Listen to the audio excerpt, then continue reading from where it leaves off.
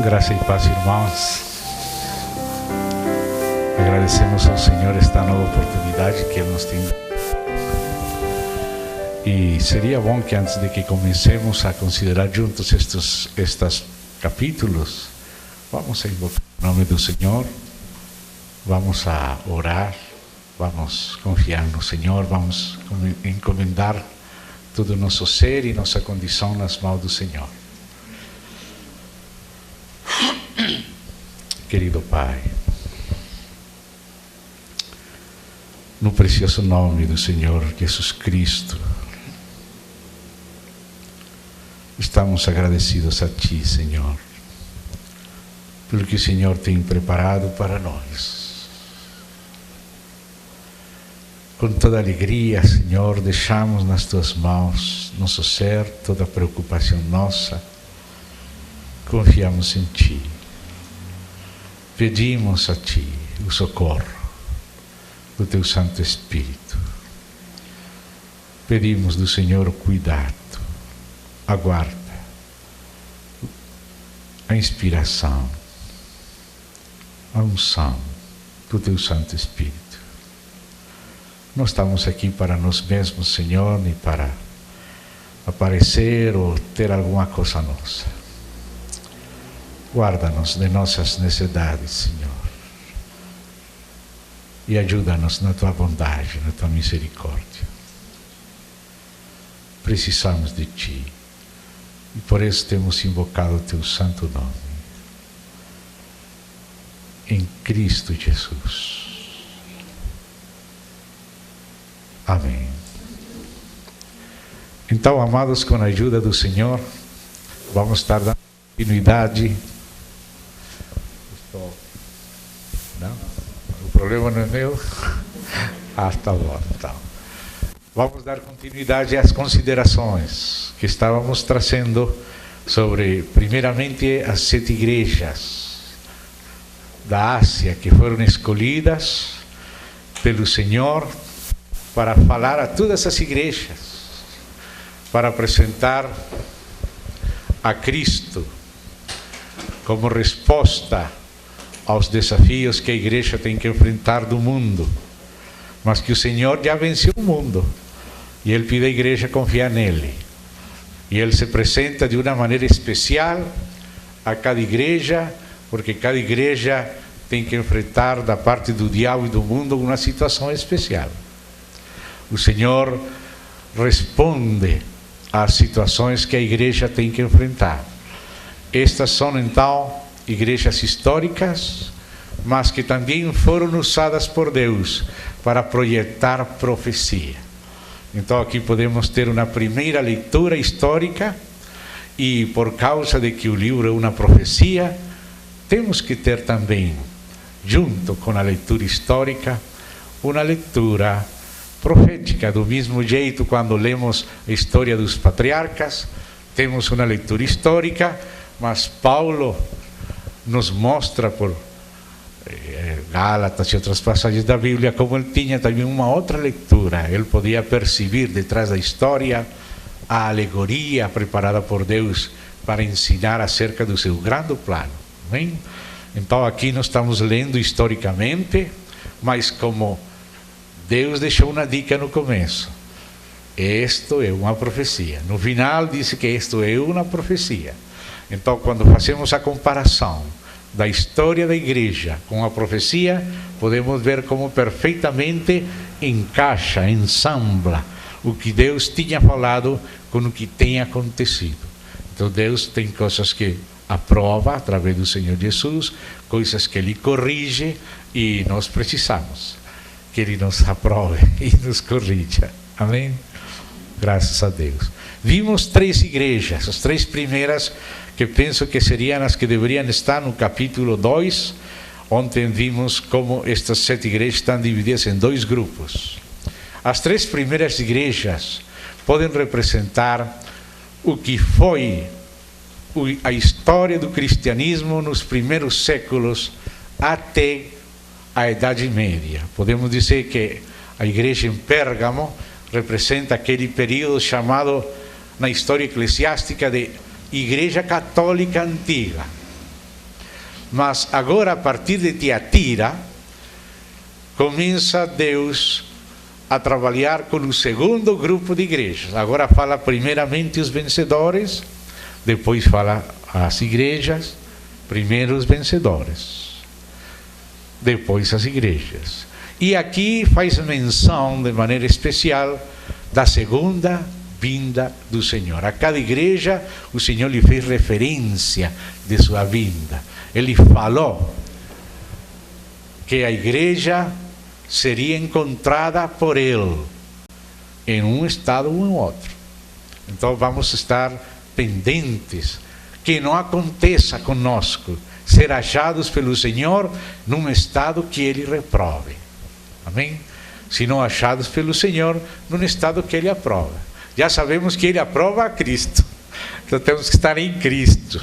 E para estar em Cristo temos que estar no Espírito. Amém? Se estamos no Espírito, estamos em Cristo. Se estamos na carne, não estamos em Cristo. Ainda que Cristo está em nós, nós às vezes estamos na carne. Se estamos na carne, estamos nadando. Se estamos em Espírito, estamos em Cristo. Cristo está em nós, mas nós também temos que estar em Cristo. Amém? Pela fé, no Espírito. Capítulo 2, verso 18. Ao anjo da igreja em Tiatira. Sempre fala direto para o liderazgo da igreja, que representa o espírito da igreja. Porque o Senhor não vai tratar com o soldado antes de tratar com o geral. Ele tem que tratar primeiro com aquele general, aquele chefão, que ele encomendou a igreja nas mãos dele para cuidar dela. Ele não vai tratar direto com Jezabel. Só depois de tratar com aquele que tinha que tratar com o assunto de Jezabel. Às vezes, Deus está esperando que nós tratemos assuntos que Ele não quer ainda tratar. Ele quer tratar através de pessoas iguais aos que estão em problemas. Todos somos seres humanos. E Ele quer tratar aos humanos usando humanos. Mas às vezes os humanos responsáveis não fazem nada, então diz: bom, você não está fazendo nada, tenho que fazer agora eu. Saul não fez, então Samuel teve que fazer. Samuel teve que aplicar a espada do juízo de Deus em Agar, porque Saul perdoou. Samuel não podia perdoar, tinha que representar o juízo de Deus. Assim a igreja tem que representar a graça de Deus e também, não só a bondade, sino também a severidade de Deus. Mirad, olhad, disse Paulo, a bondade e a severidade de Deus. Ele é cordeiro e também Ele é leão. Às vezes vemos a cara do cordeiro e às vezes a cara do leão. Hoje à tarde estamos vendo a cara do leão, não? Mas é o mesmo cordeiro, graças a Deus. Os nomes aqui são históricos, mas como é uma profecia, vamos ver o seu significado.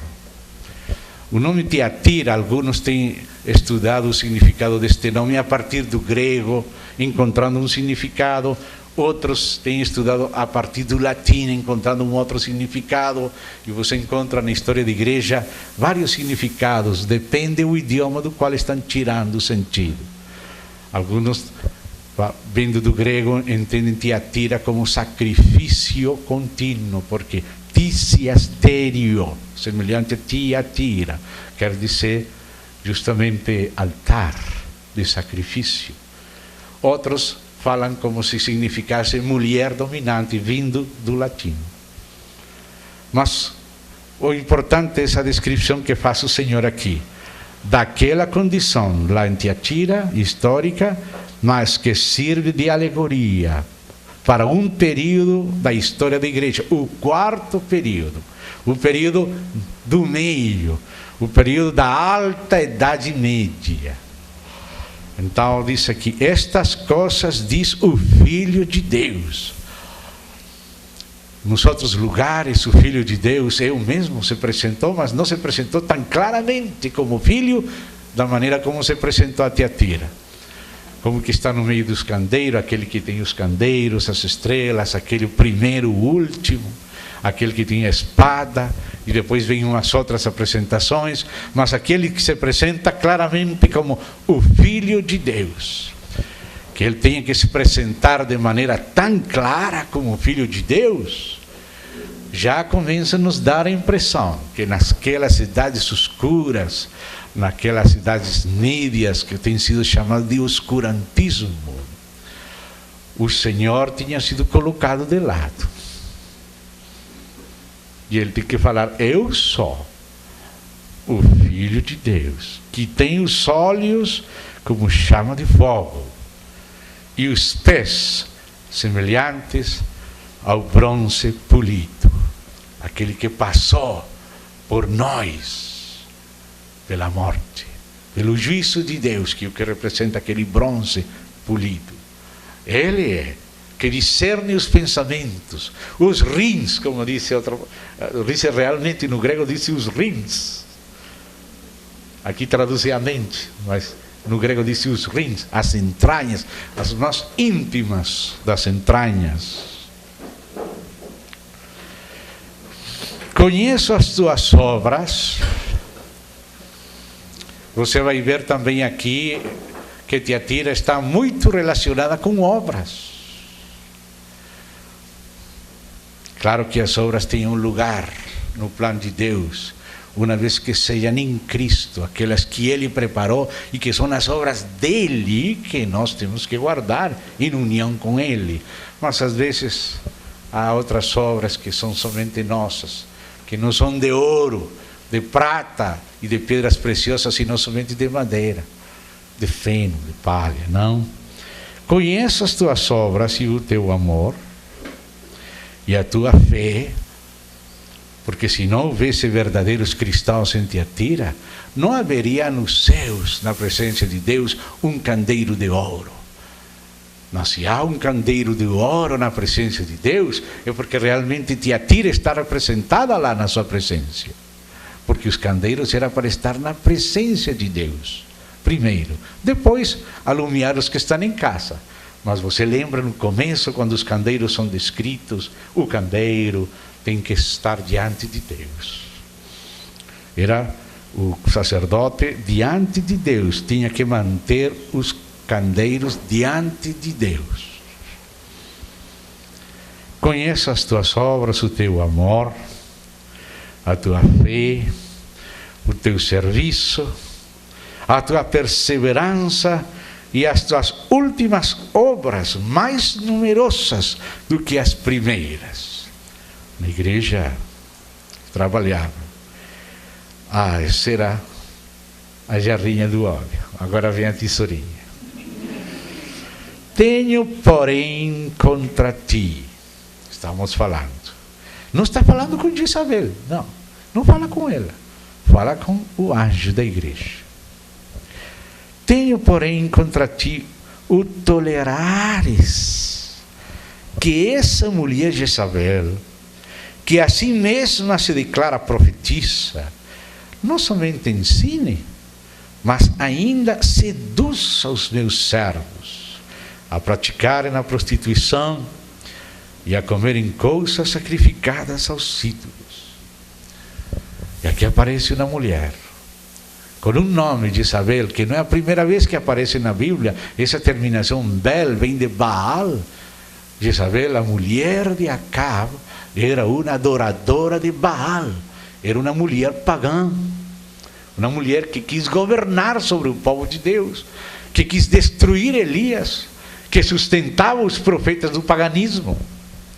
E agora, aquela mulher em Tiatira, com a mesma coisa, uma vida religiosa, mas religião misturada com fornicação e com idolatria. Está representando o que chegou a ser a chamada igreja nas cidades médias. Sim, havia verdadeiros filhos de Deus naqueles tempos. Por exemplo, acho que Francisco de Assis, por exemplo, na Idade Média, era um filho de Deus verdadeiro.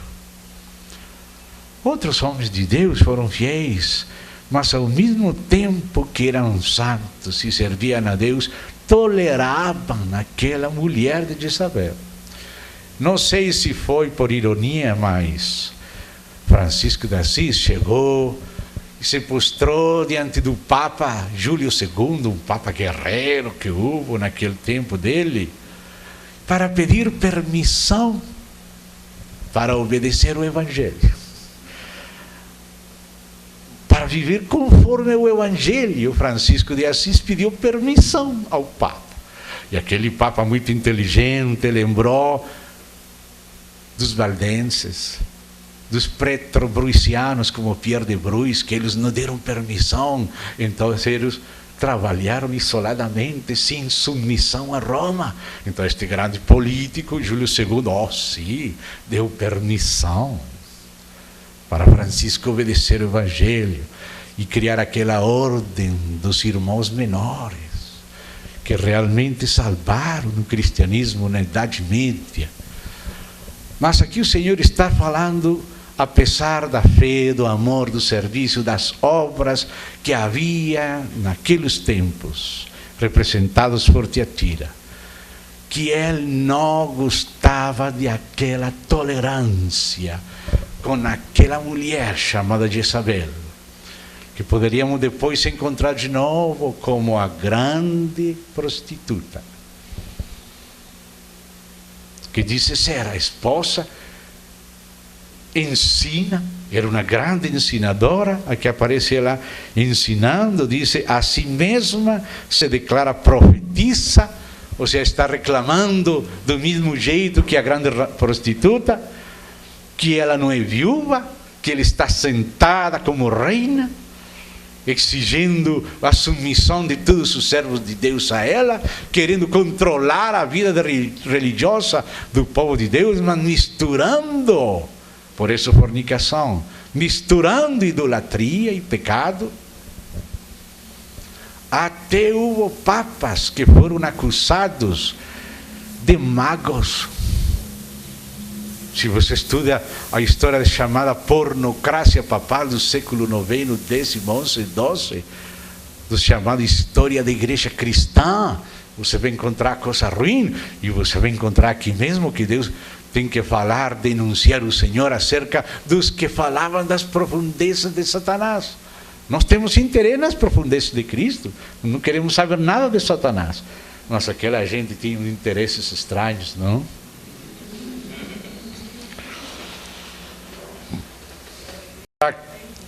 Dice, a si mesma se declara profetisa, não somente ensine. Ou seja, a gente está aceitando, os próprios servos de Deus estão aceitando aquele sistema, aquela mulher pagã, idólatra, fornicária, e eles toleram. Eles pensam, será converter Babilônia desde dentro? Será possível? Vocês que acham? Não é possível. O Senhor não falou converter Babilônia, falou sair dela, para não participar dos pecados dela. mais ainda, seduz os meus servos a praticarem a prostituição e a comerem coisas sacrificadas aos ídolos. Dei-lhe tempo para que se arrependesse. Você veja, os versos dedicados a Tiatira são os mais numerosos. Das 7 igrejas, aquela a qual ele mais falou foi a Tiatira. Você vê os períodos da história da igreja, aquele tempo da igreja subapostólica, depois dos apóstolos morreram, antes de começar aquelas perseguições, não foi muito longo.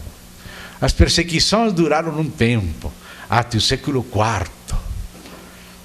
Com Constantino deu começo à história de Pérgamo, mas já chegando na Idade Média, isso durou muito tempo, antes da Reforma Protestante.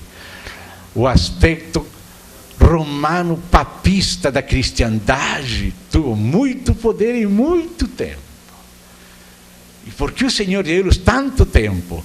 Alguns de eles confundiram nesse tempo, pensando que já estava no milênio. Agora eles vestiam como os senadores, agora eram os reis, os grandes chefões feudais, pensavam que estavam no cumprimento do milênio. Mas veio a reforma e pensaram que Lutero era o diabo, que foi solto de novo. Ah, Deus, não era o milênio, não. Era nas trevas da escuridão. Disse, dei-lhe tempo para que se arrependesse, e ela todavia não quer arrepender-se da sua prostituição. O Senhor está explicando como é fiel o Senhor. Primeiro, não falou com ela, falou com o anjo da igreja. E segundo, antes de começar a corrigir ela, ele explica. Deus não fará nada sem revelar primeiro o seu segredo a seus servos. Eis que a prostro de cama. Essa palavra no grego é kliné, de onde vem clínica. Diz cama de clínica, postração, cama de postração.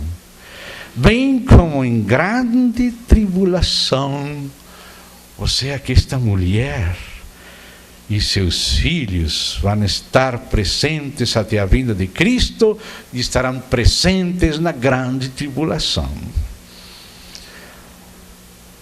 Os que com ela adulteram, caso não se arrependam das obras que ela incita.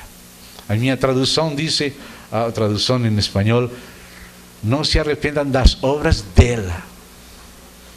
Nós somente temos que nos arrepender de nossos pecados. Daniel confessava o pecado do seu povo. Esdras confessava o pecado do seu povo.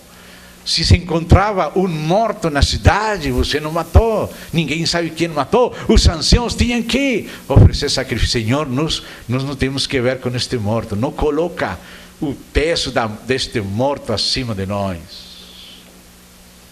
Nós temos que pronunciar pelo Senhor, não podemos ser contemporizadores e tolerar.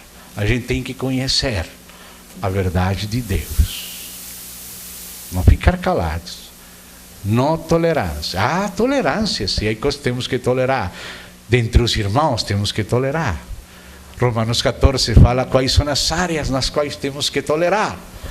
Diz, recebei ao débil na fé, sem contender sobre opiniões, se pode comer tudo, se vai comer legumes, se faz caso do dia, se todos os dias são iguais. Essas são coisas periféricas, não vai brigar por isso. Ele está na fé, recebe como irmão, porque Deus recebeu ele, recebe a seu irmão como Deus recebeu você. Mas já nas coisas fundamentais, Judas usa outro verbo, não tolerar.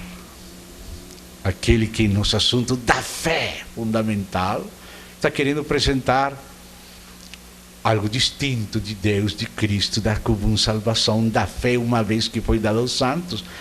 Enquanto os assuntos essenciais, a igreja tem que ser séria.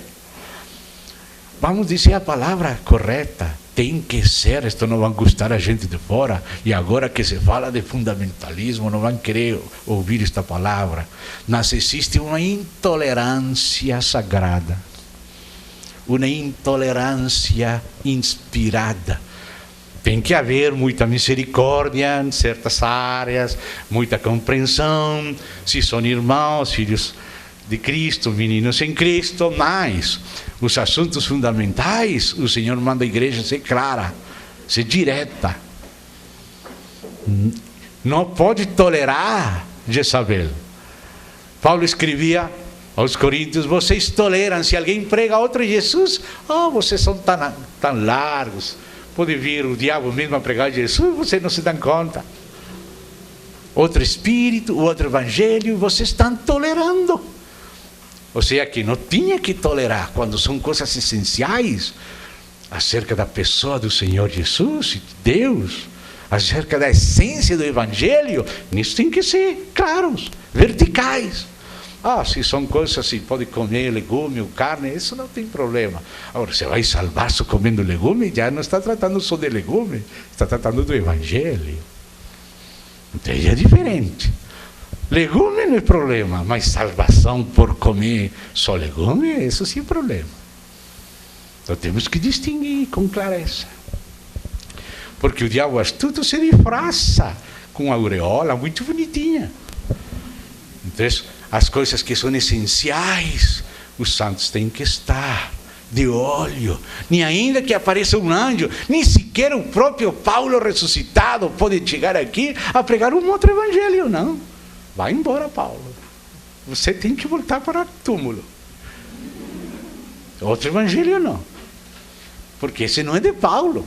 Ele recebeu de Jesus Cristo. E só o evangelho de Jesus Cristo, que já está aqui na Bíblia, é esse que nós podemos receber. A essência do evangelho, o assunto essencial da pessoa do Senhor Jesus, como Filho de Deus divino, e como homem em todo semelhante a nós, exceto no pecado, que morreu na morte expiatória na cruz, que ressuscitou, subiu e vai voltar. Coisas essenciais não podemos ser tolerantes. Essa é a fé que a igreja recebeu uma vez. Então, se não podemos ser tolerantes, temos que ser intolerantes. Assim que estamos pregando intolerância nas coisas fundamentais. Irmão Ernesto, não tenho vergonha de dizer que sou fundamentalista. Sim. Pode colocar na carta da prisão, não tem problema.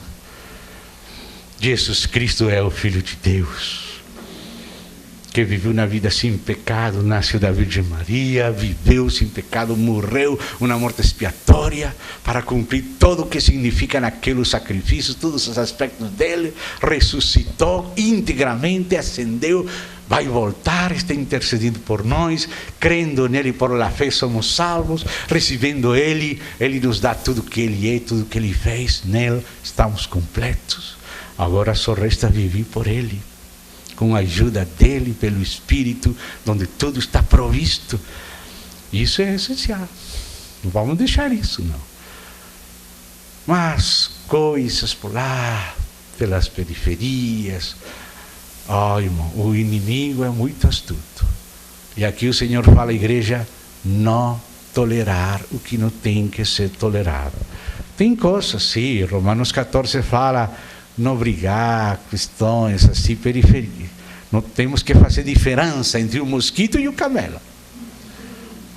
Às vezes coamos o mosquito e tragamos o camelo. Não, vamos coar o camelo. Amém? E então disse aqui, meu Deus, se arrepender das obras que ele incita, matarei os seus filhos, e todas as igrejas conhecerão que eu sou aquele que sonda rins, aqui fala mente, rins, o mais íntimo das nossas entranhas e corações, e vos darei a cada um segundo as vossas obras. Ou seja, enquanto a correção de pai a filho, não salvação. Aqui não está falando de salvação, que a salvação não é segundo as obras, a salvação é um presente.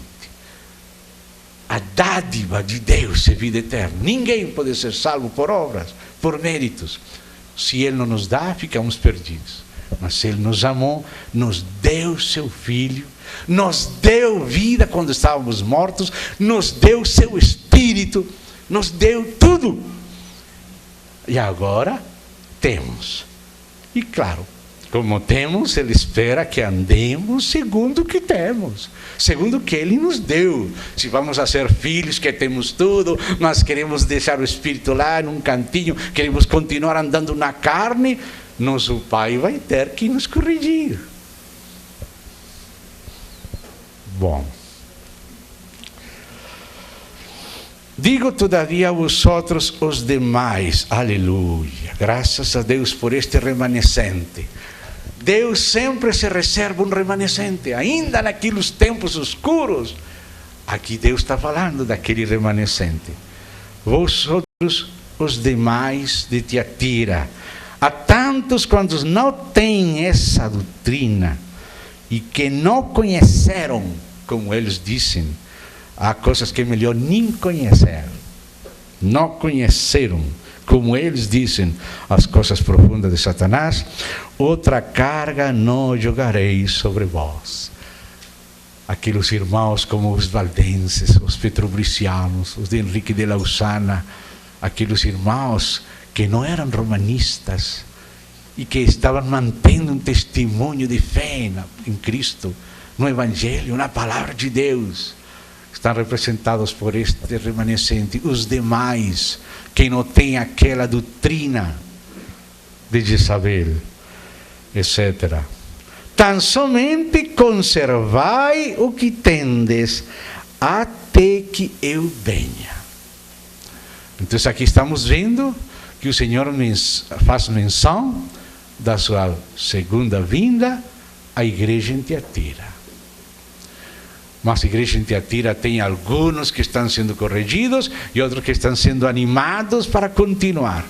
Aquele remanescente tem que continuar até que eu venha, tem que continuar aquele testemunho, ainda que seja clandestino, ainda que tenha que ser subterrâneo, tem que continuar. E tem continuado, graças a Deus.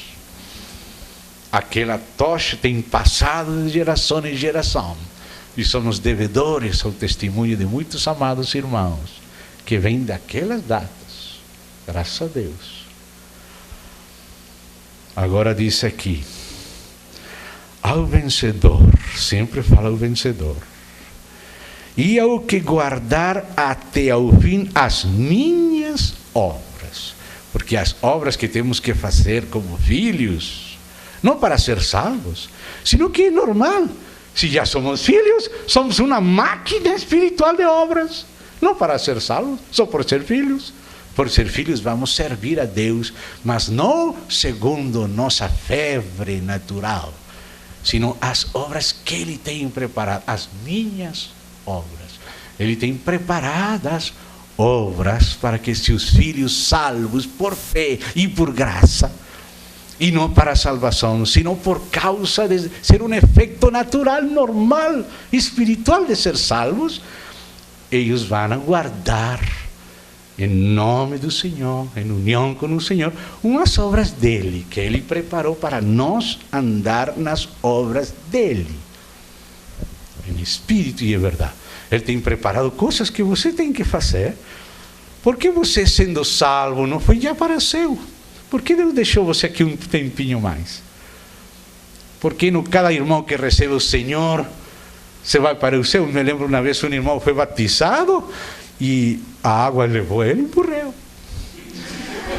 Não é o mais ótimo? Todo mundo vai morrer, vai sendo batizado, vai morrendo. Pois se foi batizado, por que morreu? Morreu, mas também ressuscitou. Mas, irmãos, se Deus, depois de nos salvar e nos dar seu Filho, com tudo que Ele conseguiu, ainda nos tem aqui na terra, é porque Ele quer que caminhemos com Ele, lhe prestando um serviço que Ele tem preparado para cada um, e que tem que ser realizado em união com Ele. Por isso fala, minhas obras. Ao vencedor e ao que guardar até o fim as minhas obras, eu lhe darei autoridade sobre as nações. Agora aqui está falando de galardão aos filhos. E há uma diferença entre salvação e galardão. Jesus disse assim: oxalá, não vou colocar meu pé no lugar perigoso, mas vou falar. O Senhor Jesus disse assim: eis que venho pronto, e meu galardão comigo.